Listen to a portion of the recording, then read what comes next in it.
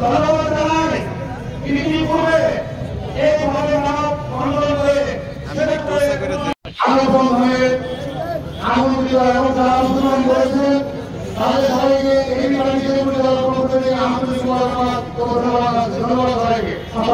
দাবিগুলো ইনশাল্লাহ আপনি বাস্তবায়ন করে দিবেন এবং পরবর্তী সময়ে আমাদের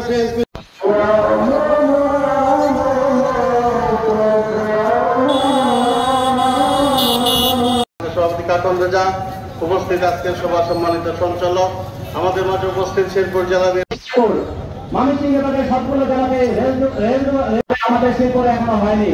এই বৈষম্য নিরসন আন্দোলনের মাধ্যমে আমরা বৈষম্যের শিকার হতে। আসসালামু আলাইকুম প্রিয় শেরপুরবাসী, শেরপুর আজকে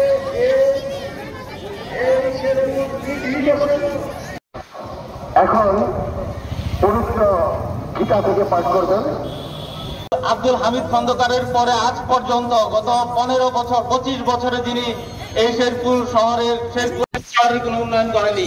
আমাদের একজন মন্ত্রীও ছিল কৃষি মন্ত্রী, 2 শেরপুর 1 এবং শেরপুর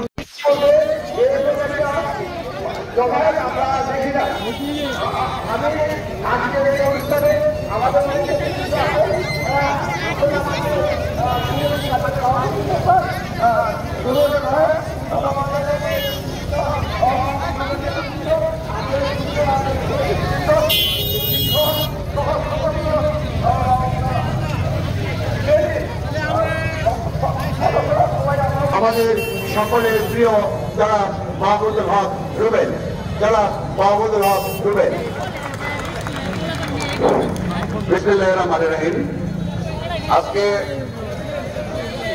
নাগরিক মানববন্ধন শেরপুর জেলা প্রেস ক্লাব আয়োজিত